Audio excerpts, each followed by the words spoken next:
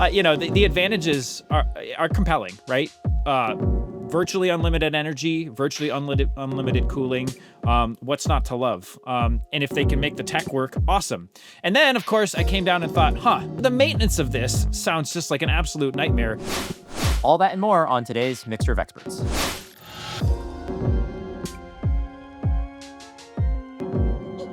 I'm Tim Hwang, and welcome to the Halloween episode of Mixture of Experts. Each week, MOE brings together a panel of brilliant, funny, and somewhat spooky panelists to distill down what's important in the latest news in artificial intelligence.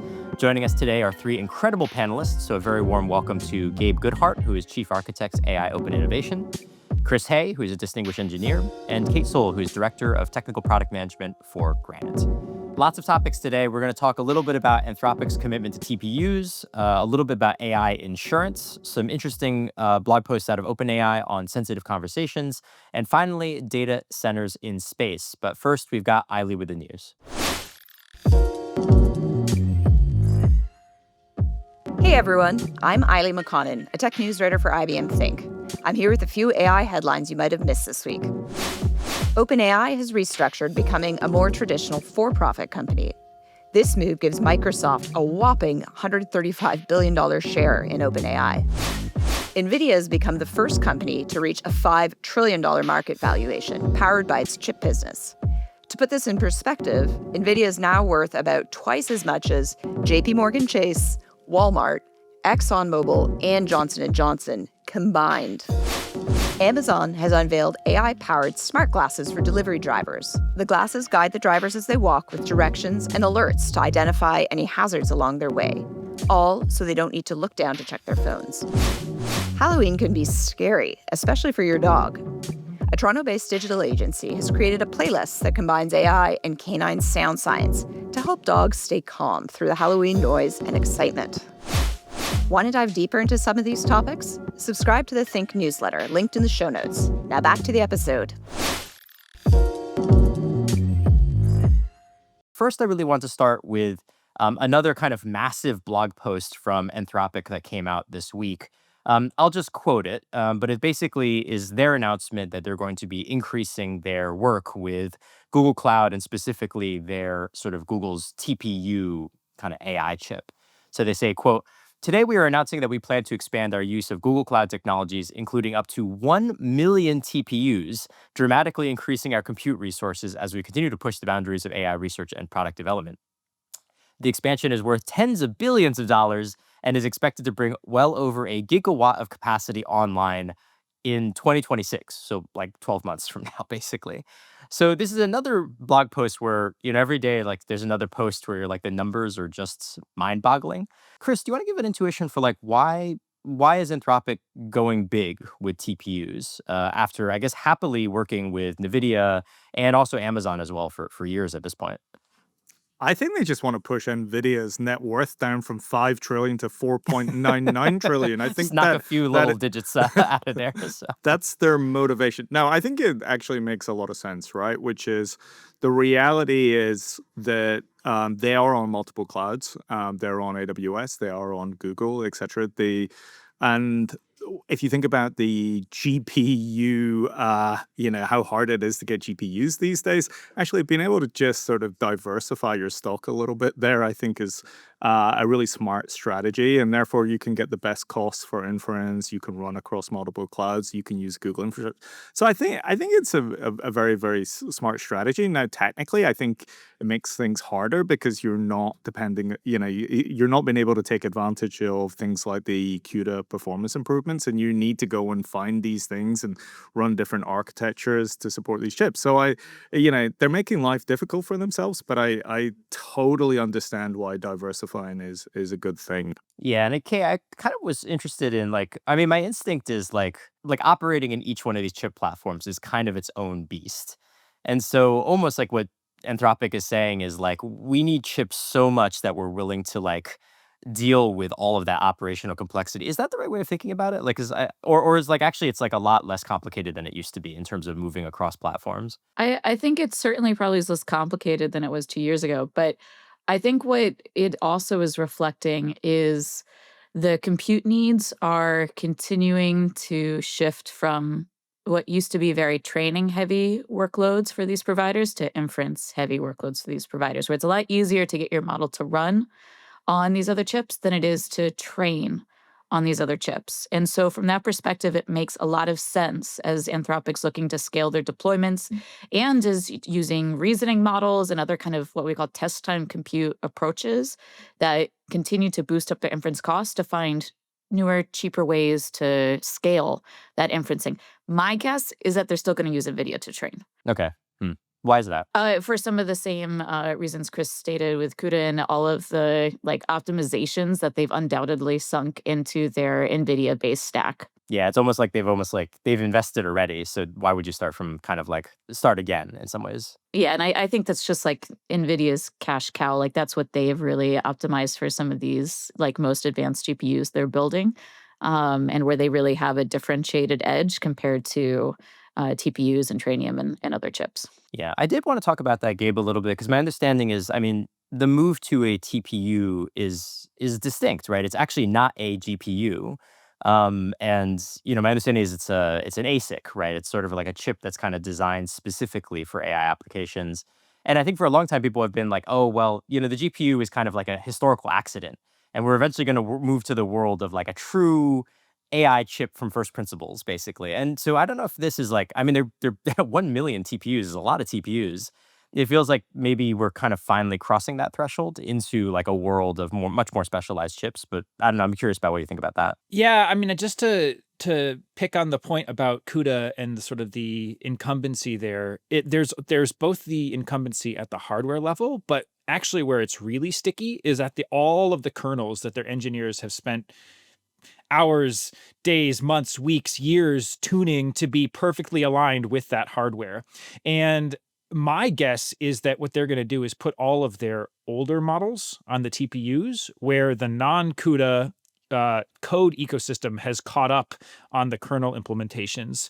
And they're going to keep driving the novel architectures, because basically each one of these models is just a collection of tensor ops, but each one of those has to be carefully tuned for the stride and the batching and the SIMD chunking of how you actually run this giant pile of math. And at the end of the day, it's a bunch of adds, subtracts, mutates, bit shifts, and At the end all of the day, it's of like not that complicated. the low level gorpy crap that like you can't read because it doesn't make any sense until you finally like ingest your head into that parallel view of a grid. But they're going to keep innovating in NVIDIA to get the latest and greatest, whatever. If they're implementing some novel architecture, it's almost certainly going to be CUDA first. But at this point, many of the other driver packages like Vulkan and maybe to a lesser degree OpenCL and others are starting to catch up on performance for some of these well understood tensor ops. And you've probably got most of your less innovative model architectures poised and ready to go to just run on any old platform you can because it's reached parity across the different, software driver layers.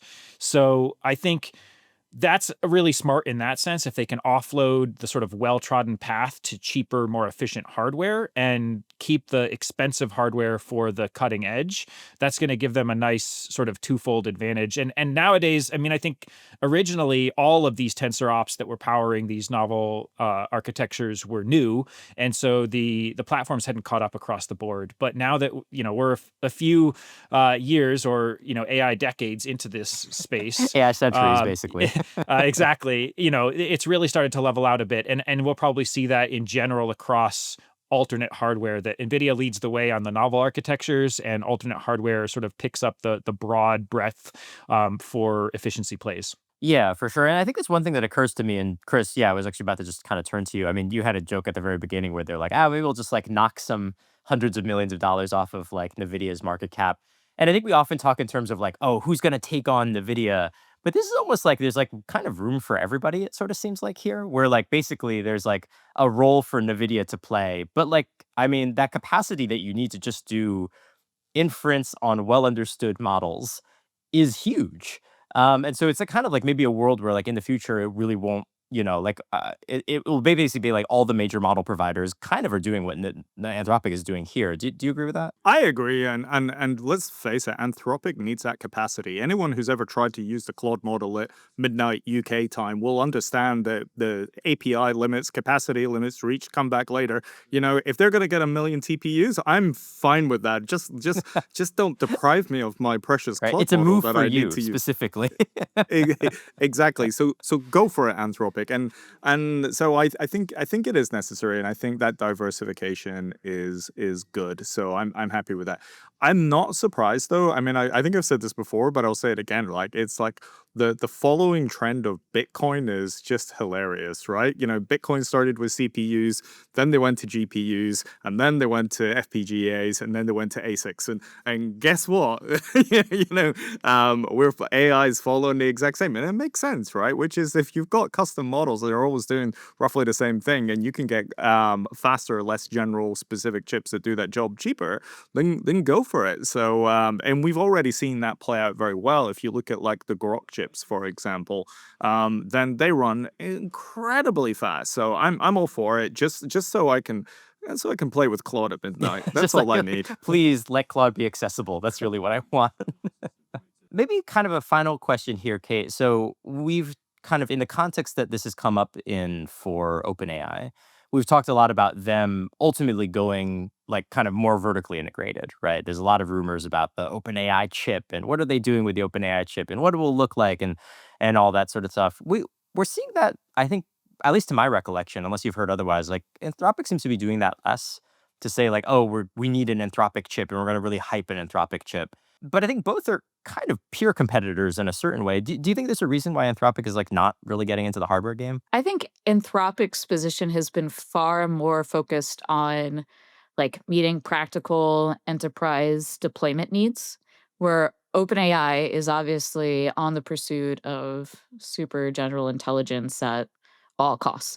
And so I think from OpenAI's perspective, they might be playing a bit of a longer game and looking at to get to truly, differentiated AGI style intelligence. Are there maybe even co-optimizations that need to be made between models and chips all the way down the stack? And, how does that kind of unfold more broadly? And, I am not an AGI believer person. So I might very much more resonate towards Anthropic's approach, which is regardless of AGI, what are the practical use cases that can be solved today with AI, and how do I scale up my demand to meet it? So I think How do you they're take a really problem and solve it? yeah, Yeah, it gets to very philosophical differences of like how for these sure. companies are pursuing innovation. Well, that AI skepticism is good for, I think, what will be our next topic that I want to move us on to.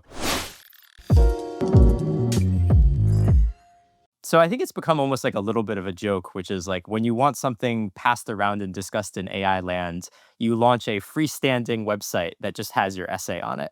And this past week was no exception. So this essay, I think that came out, I think maybe a few weeks ago, called Underwriting Superintelligence, from a number of researchers and then a guy who runs a company, this guy, Rune, who runs a company on insuring kind of AI platforms.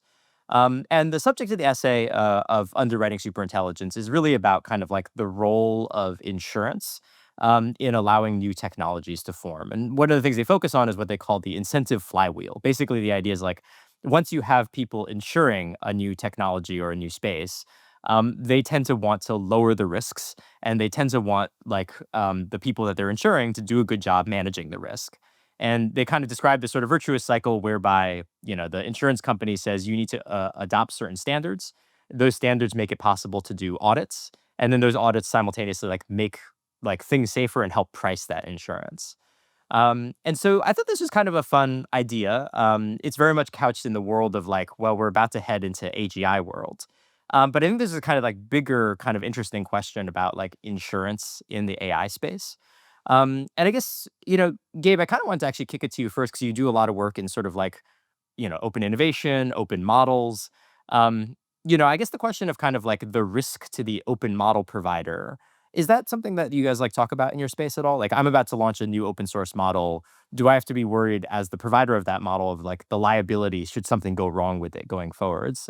Curious if that's like in your world at all. Yeah, I would say it really depends on how an open model is being positioned. I think there are plenty of organizations that are just out there trying to make something cool that people play with and find some value in.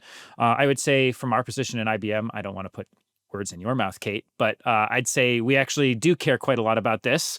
Kate, I'll let you talk about the certification for Granite 4, but there already are sort of baby steps in this direction around guaranteeing and adding verifiable tracing through the training process to ensure that the models are in fact meeting benchmarks for best practices in training and security. So one of the things that really struck me about this article was that, this is already happening a little bit piecemeal, but I think the overall sort of framing of this as an insurance problem that follows other sort of risk-sensitive markets and ecosystems like vehicles and fire and building and just sort of infrastructure components was an interesting take on it.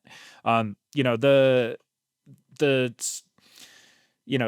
science part of me always gets skeptical when these things talk about, just throw evals at the problem and everything gets solved, because evals at the problem is, an undefined set of words.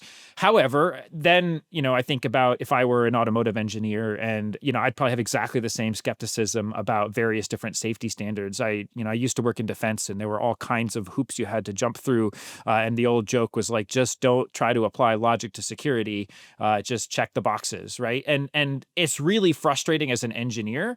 However, this sort of dumbing down of the complexity space is almost required in order to make that complexity space manageable for folks outside of the deepest sort of knowledge bases of that complexity space. So whether it's AI, defense systems, cars, probably even, fire prevention, there's probably a ton of nuance that I have no idea how it works. And I just look for, fire safety certifications before buying, a bed for my child kind of thing.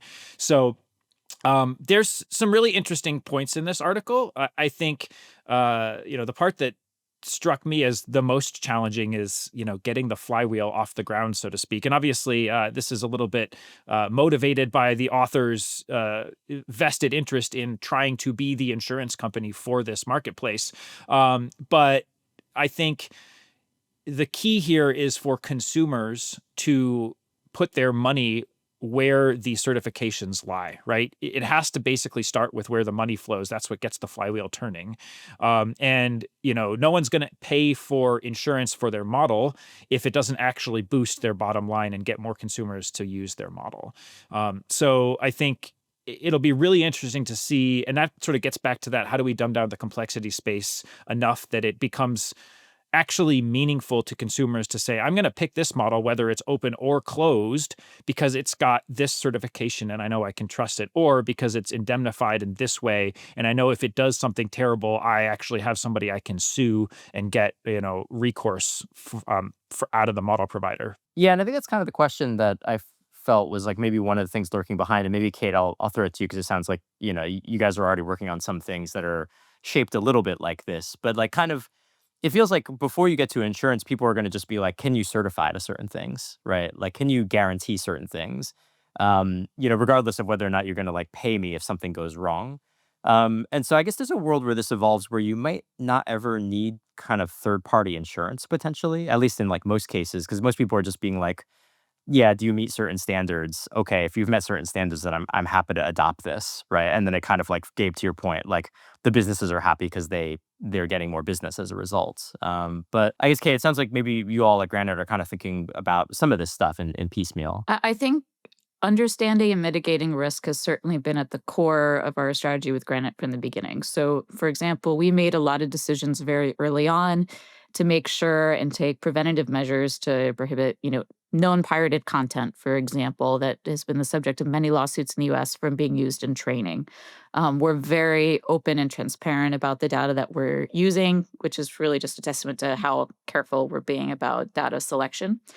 I think that has ultimately led to us continuing to work with different standards bodies to get certification for that steps to help educate our customers and users on the variety that exists in model development and why aspects are important. So, Granite is the first open source model family that was developed according to ISO 42001 standards, which is really exciting. The only other model developer, there's plenty of model providers, but the only other model developer I'm aware of with those standards is Anthropic's Claude. So not many providers have gone after that certification, but I think it is starting to grow in terms of its prevalence in the at least US-based markets. I struggle though with how insurance kind of plays a role. I think there's a couple of different things going on. So one, like there are examples, and the article even cites it, of insurance for example for copyright protection. So Copilot came out first saying that we'll insure and indemnify, real indemnification, indemnify against if the model produces copyrighted output and you use that in your products, will protect you. I worry that there will be the best providers to understand the true risks won't be the insurance companies, it'll be the model developers themselves, just because this technology is so new. They had somewhere in the article citing that there's only like 100 researchers who are qualified to do model audits in the United States. Like, there are very few people who understand the technology to the detailed level needed to assess that risk, as well as very few companies open and transparent enough, and kind of governing the development in a way that that risk can be well tracked and understood. So I don't see a great opportunity for third party insurance providers to come in and kind of buffer Yeah, against that risk it'll be like first better. party insurance basically. It's Yeah, kind of like, yeah, I think. well, you're going to use our model, and if you get into trouble, it'll be like the And copyright thing, right? IBM Like, does yeah. that as well, right? So we provide indemnification for our models when they're used, Granite models when they're used through Watson X product lines, because we understand better than anyone else could, the extent to how these models were trained and the risks that they can create. So I think that's going to, potentially prevent third-party insurance providers coming in. I also, had some questions that this article raised. It does discuss the importance of moving fast and being competitive against China. But, insurance by definition is really not a global market. Like insurance, you always have like a population that is, similar in some characteristics that pool their risks together and provide protection. And so like if all of these Chinese model providers and developers don't have this kind of standards and or insurance policies, are going to keep moving probably with less regulation than US based ones. They're going to move a lot faster, and that's just going to disincentivize US companies from operating under the same constraints in order to stay competitive. And I didn't think the article had a really great solution to that. I don't see that going away, and I don't think insurance is going to allow us to compete more competitively in that sense. So, it raised for me more questions than I think it answered ultimately. One thing, I guess, Chris, I'll bring you into this conversation because I think in previous MOEs, you've tended to be our most not that you're like a super intelligence believer, but you tend to be kind of the most bullish on capacities getting really, really, fantastical, I guess, so, in the near term. Do you believe a little bit more in that? Because it feels like your calculations kind of change if you believe that, like, oh yeah, we're about to see these AIs do like incredible things that are very high risk that maybe, like the first party model providers are not going to be able to like self-insure essentially. And so like maybe there's kind of pressure, like if your model is going to be used for some crazy, DNA printing thing that has like a huge bio risk, you might eventually want to kind of like outsource that to like a third party insurance market. Were you a little bit more sympathetic to this article, or were you kind of similarly skeptical like Kate and Gabe? Insurance leads to clauses. Clauses lead to gray areas. Gray Uh-huh. areas lead to lawyers, and lawyers lead to the dark side. That's my opinion on this one. So I am not a fan of this. The world does not need Yeah. more lawyers. No because of offense, Tim. because of the lawyers, basically. Yeah, no, I don't want this. I don't, and you say, the model providers can't, who are the model providers? They are all billion-trillion-dollar companies. If a trillion-dollar company can't afford to insure, right? Some of the richest companies in the world can't afford to insure their models. who do they think are going to insure these models? It's like what planet are we living on? And to your point, Kate and Gabe, right? Which is, do you think suddenly OpenAI, Anthropic are going to go, please come in, I want to show you the inner details of my model, please, please, please, please, and then you can write it up in your insurance, etc. No, and we know what the clauses are going to be like. You must do this in a safe and secure way. You must not prompt inject. You must not do this, and it is always going to come back to being your fault of why the model went wrong. It's never going to be my fault. You'll be like, oh, you didn't put a safety rail in there. I didn't know that. Was I meant to do that? It's like, you never told me. It's always going to be my fault. And what am I going to be doing? I'm going to be handing them over money, and then contact centers are going to ring me up. It's like, do you want me to insure your ChatGPT instance? That's going to be $300 a month, grandma. And I'm going to be like, no, this is not an industry I want. Insurance is bad. Okay. Yeah. I think there's one am I other clear? thing. Yeah. I there's one think other we thing got the point on that one. this article gets wrong or misses the point on entirely, which is so much of AI-based risks is use case specific.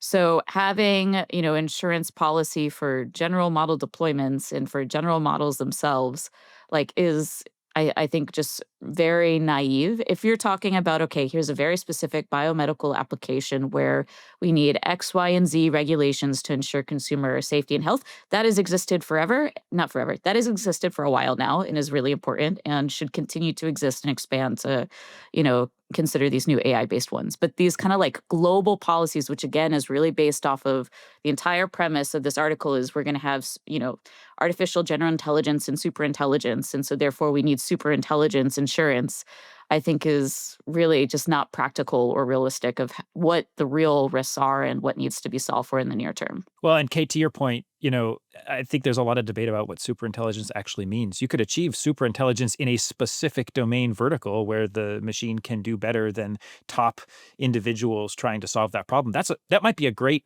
very specific slice of a market for an insurance policy. However, sort of the AI, stop at those two letters, insure that thing. I agree. It's really wide open, and you're going to basically just get back around to let's trust the model creators because they're the ones that actually understand these problems, that they've done it correctly. So it's a chain of trust without a root certificate, right? And to that point, Gabe, it's lazy offloading, right? Because to your earlier point, it's like, okay, you're providing a product and service, and that service is going to be compliant with whatever regulation. Does it do the thing? That is your responsibility as the product to decide whether the AI is suitable and you've tested it enough to be in your product. By ensuring the model, you're just offloading your risk, which I guess people want to do, and it's lazy. You know what I mean? It's lazy. So I get why you want to do it, and if the model developers want to insure that risk, that's fine, and I can imagine that many do for various reasons. But I assure you, when it goes wrong and you're looking at your credits for that month and go, oh, I got my credits back for that month because it went wrong,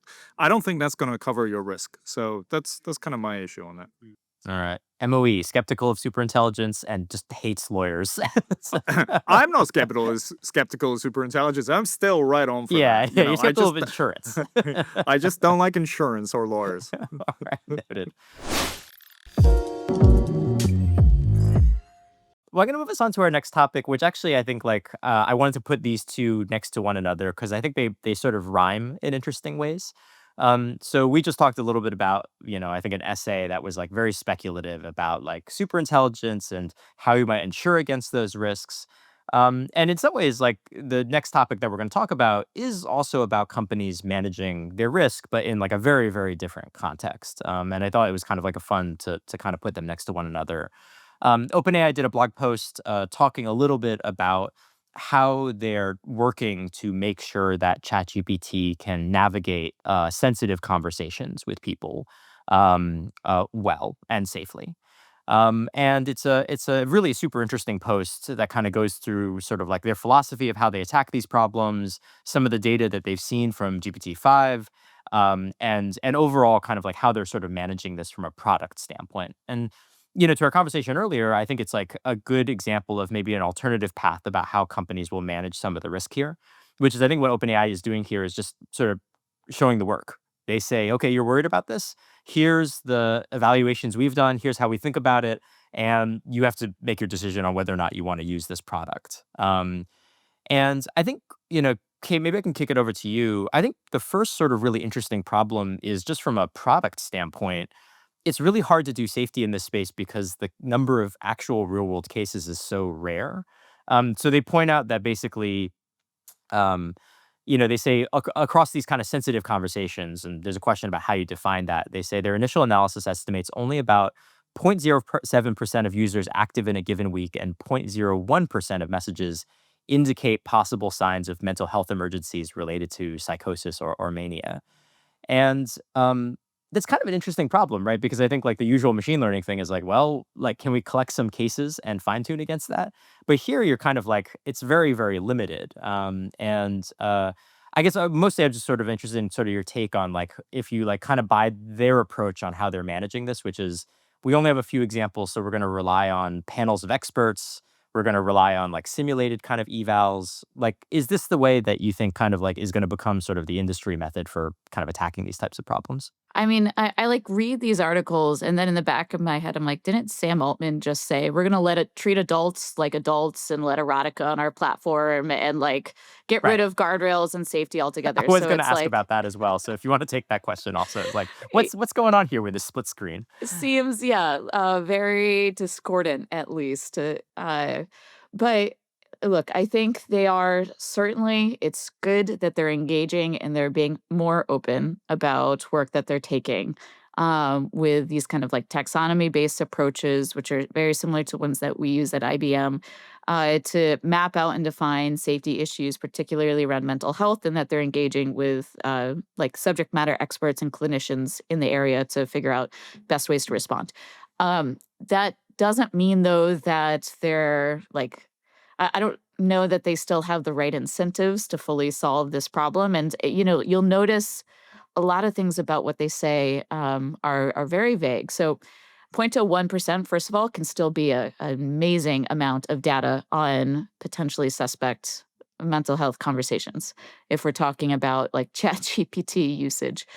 And they talk a lot about, oh, we've had, a 65% reduction in harmful responses, but they don't tell you the percentage of harmful responses they started out with.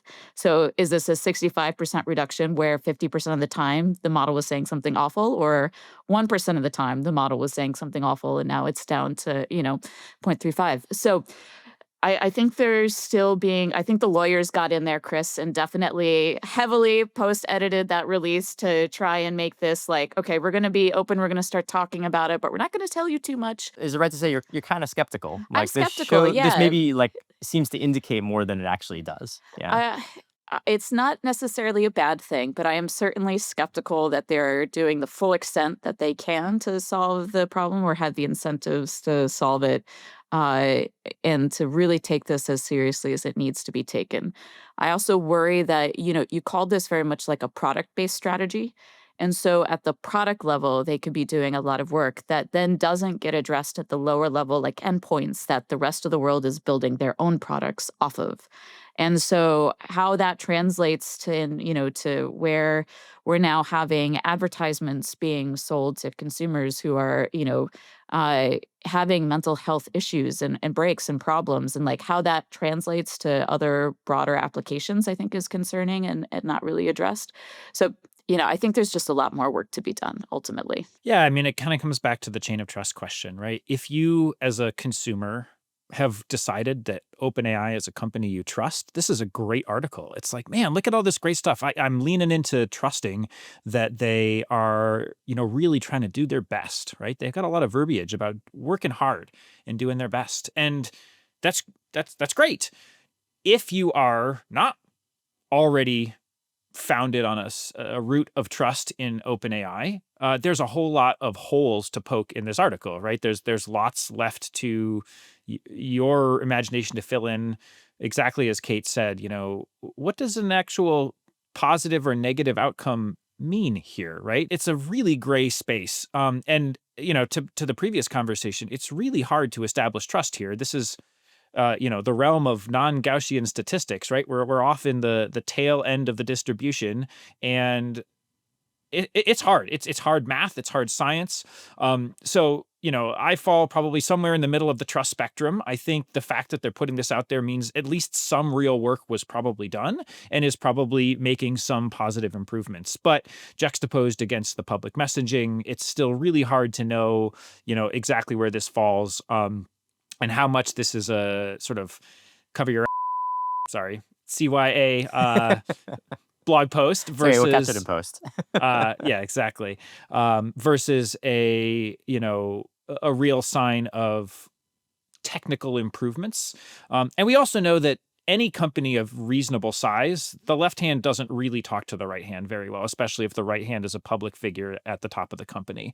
And so it's very possible that there are chunks within the OpenAI organization who really truly are trying to fight the good fight and do the right thing here, and that is then running into the buzzsaw of product decision making and public messaging and all of that makes it hard to get the science in the right place. So it's probably a much more complicated picture behind the curtain than this blog post is presenting. I'm glad that they're at least putting a foot forward, but I'm still very guarded in my trust of them as an organization, and any organization, frankly, that's self-certifying that it's doing the right thing. For sure. And I think this is like, Aaron, kind of the problem, right? Which is like, I think on the last conversation we said, well, the more realistic outcome is that these companies are going to self-certify.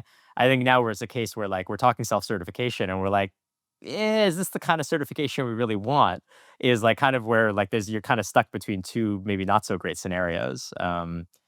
I guess, Chris, I think one of the things that really struck me about this piece outside of the data was it's also OpenAI starting to show like how their point of view on how these types of technologies should respond in certain types of situations.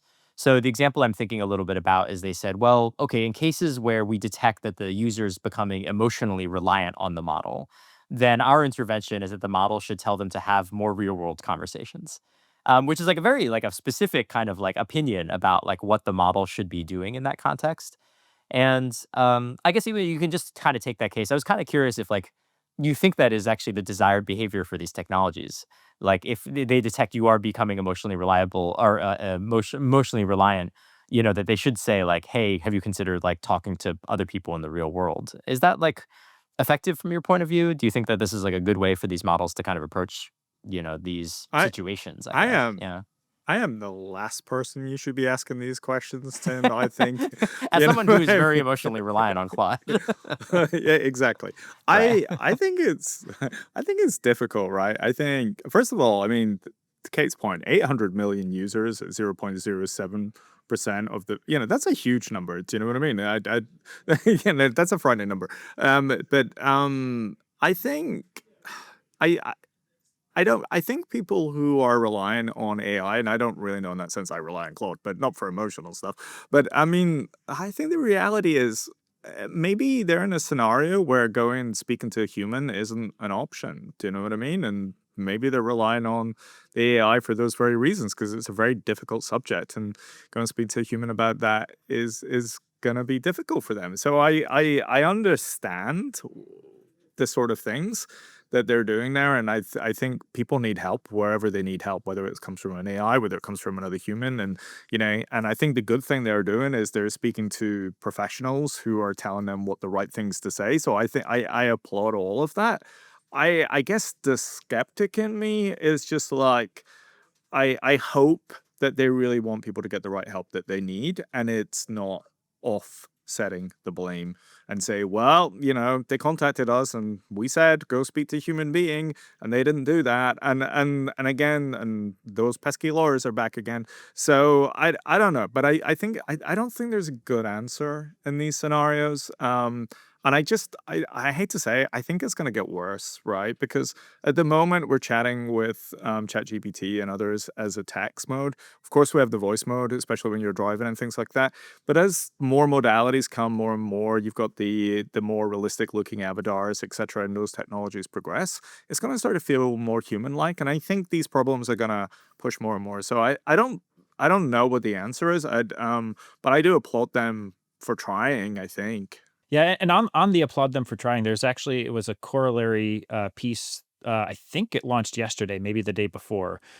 They just actually published previews of fine-tuned versions of their open weights models that are designed around policy enforcement. So very similar to the Granite Guardian series, where the user provides an actual policy that they want to check whether the input or output adheres to, and then it'll do sort of real-time on-the-fly evaluation against that policy.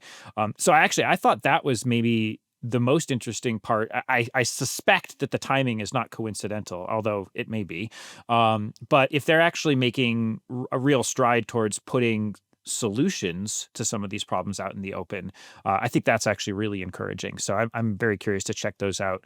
One thing I noticed that was slightly different than how we framed the Guardian models is that our Guardian models are specifically tuned towards a collection of policies that we have data for, whereas it sounds like what they've built is a general purpose policy evaluation model that could take an arbitrary policy delineated by a user and evaluate against that. I know that Granite does have arbitrary policy evaluations. okay. Just saying. Thank you, Kate. I'm In sorry, addition to some I pre-canned misrepresented. Yes, I misrepresented. All right, so arbitrary Yeah. policy is well in the Guardian series, and they're smaller, and we should try those first. Yeah, the point being, putting this together as a system is an actual good technical step forward that others can, put their hands on and feel and build some of their own trust in the technology versus just reading the blog posts. So I think that's an encouraging sign that there's some real tech being released in the open to put some weight behind these assertions. To me, it really feels almost like a fundamental philosophical question. Should AI be used for companionship? And, I think to Chris's point, there are real scenarios where AI as a companion can provide benefits. But the way, if that's the case, if we want to be able to enable that, it feels like that should be the primary objective in having healthy relationships with technology and AI companionships that provide value. It needs to be a lot more core and fundamental in how these models and chatbots are being built. I worry that, OpenAI's approach so far, it's great. Like I said, they're doing better things, and it's great that they're talking about it publicly. But it includes stuff like I noticed in their article that they route to a safe model if you're in distress, and if not, then you get to use the treat adults like adults model, presumably, without guardrails and everything else. And so I do think it comes a bit philosophical of like how ingrained should these guardrails and safety protocols be, and are you designing for like safe companionship up front, or is this being tacked on at the end and like, someone so and so has some red flags, we're gonna put them down the safety mode bumper rails like in a padded room so that they don't hurt themselves, so to speak. Which I think just feels a little bit you know unsafe ultimately, but isn't how I would want a AI companionship that my loved ones are talking to if they need support or help. All right, I'm going to move us on to our last topic. Just kind of a fun story that kind of popped up. So NVIDIA did a blog post about a company that they're supporting called Starcloud. And the premise of Starcloud is data centers in space. And the CEO has this incredible quote, which is, "In 10 years, nearly all the new data centers will be built in outer space." And so let me just kind of like lay out the sort of argument, the pitch of StarCloud, and then would love to kind of get everybody's sort of takes on it. The idea is in space, you have a lot of benefits. One of them is cooling, right? You don't need to use a lot of water because you're in the vacuum of space. And the second one is energy, right? Like you can also like generate a lot of effectively green energy through solar. And when I heard this concept, I was like, this is a little wild of an idea. And I guess maybe Gabe, I'll kick it over to you first. Like, are data centers headed to space? Like, we're doing all of this terrestrial construction on data centers. Is this a model where like, yeah, maybe like these advantages actually do encourage us to like put stuff up in the sky? So I went on a little roller coaster ride while I was reading this article. The first thing I thought was like, this is absurd. I read the title. And then we got into the meat and potatoes of it, and sort of I think the advantages are legitimate. Like these So are you're a believer. Okay, cool. Nice. Well, I'm not at the end of my roller coaster ride. The advantages are compelling, right? Virtually unlimited energy, virtually unlimited cooling. What's not to love? And if they can make the tech work, awesome. And then, of course, I came down and thought, shoot, NVIDIA just launched a brand new card. I guess I better scrap that one and start a whole new data center? Or shoot, one of the devices is failing. I need to send somebody over to the rack to pull one out and put, damn it, I can't do that. So the maintenance of this sounds just like an absolute nightmare. And one of the projects I was adjacent to in my previous gig in defense was actually around space object tracking, which is really, really hard. It turns out there are a metric something load of things floating around out there that are just taking up space, trajectory orbiting the Earth, and are really, really hard to track. And there's always the possibility that they crash into something or fall to the ground and cause major damage. So space is not just like a happy little bubble up there that you can just toss stuff into. It's already a very, very crowded physical space that has real implications. So putting a technology that is obsoleted on a 6-month basis into space, that's to me where I see the problem. The benefits are clear. That's great if we can actually realize that. But how in the world are you going to keep up with the pace of innovation in the physical hardware that you're sticking up there? I have no idea how that would be feasible. Yeah, I love the idea that you got to replace the cards. So we're going to just ship a guy up there to kind of float around and replace the cards. So. I mean, it'd make for a real cool movie. Part of me is like, wow, that is just so cool. Yeah, I think it would be cool. It would just be so cool. Reading it, yeah. But I do wonder about things like, I like on the side, somewhat interested in astronomy and like space clutter, and like it is a real thing. The debris fields that are growing, and there is. I think it's going to be really fascinating to see how some of the like regulatory environments grow up around that, and particularly like geopolitical control over space obviously is all very immature right now, and something that will be critical if all of our now infrastructure is all of a sudden dependent, critical infrastructure is dependent on this like uncharted territory. So, I think there's a lot of, I think it's more going to be like the political difficulties that will prevent this or potentially delay this from becoming more of a reality than maybe even the physical or practical. But, at the end of the day, there's part of me that's just like geeking out a little bit about it. Like, yeah, that sounds awesome. It's just cool. Chris, you've got the last word for this episode. I'm looking forward to the Mark Rober video where he attaches a GPU to a balloon and sends it up to space and he beats everybody to the punch. That's what I'm looking forward to.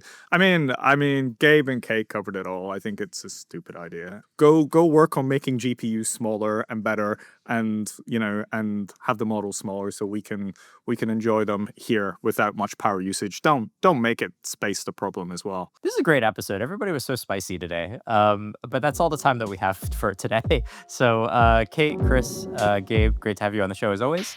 And thanks to all you listeners. If you enjoyed what you heard, you can get us on Apple Podcasts, Spotify, and podcast platforms everywhere. And we'll see you next week on Mixture of Experts.